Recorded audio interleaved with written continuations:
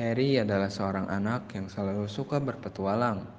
2 tahun lalu, saat ayahnya mengajaknya jalan-jalan di hutan, ia melihat sebuah rumah tua dari kejauhan. Rumah itu terlihat misterius, dan meski Harry mengabaikannya saat itu, bayangan rumah itu sering terlintas di benaknya. Kini 2 tahun berlalu, dan Harry memutuskan untuk pergi ke hutan itu sendirian. Berbekal tenda kecil dan peralatan seadanya, ia ingin merasakan petualangan nyata jauh dari keramaian kota. Hari pertama berjalan lancar. Harry mendirikan tenda di tepi sungai kecil. Malamnya, ia menikmati suasana hutan yang tenang dan suara-suara alam. Namun, ketenangan itu tidak berlangsung lama.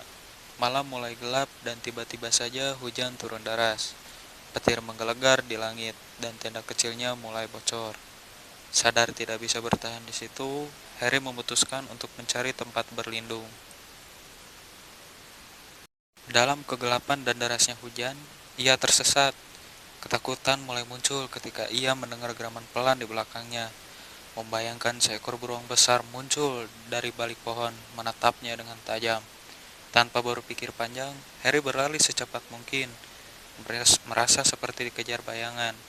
Beruang itu semakin dekat, hanya beberapa meter di belakangnya.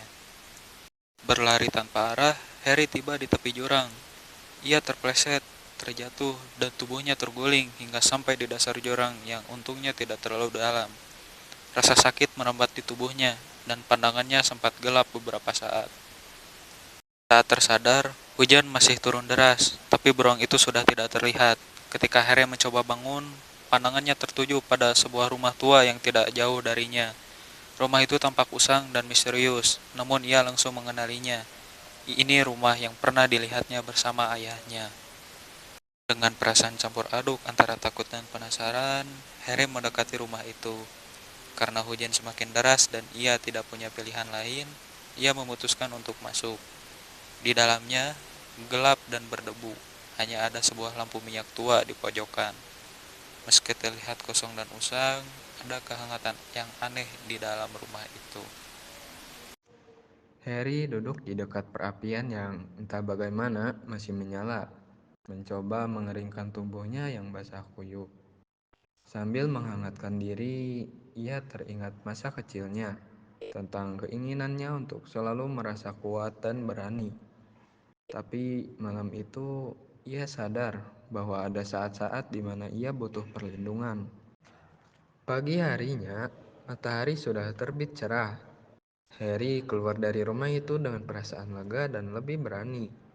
Rumah misterius itu yang dulu membuatnya penasaran dan takut, kini terasa seperti tempat yang melindunginya di saat ia paling membutuhkan. Dengan langkah ringan, Harry meninggalkan rumah itu, menyimpan pengalaman yang mungkin akan ia ceritakan suatu hari nanti.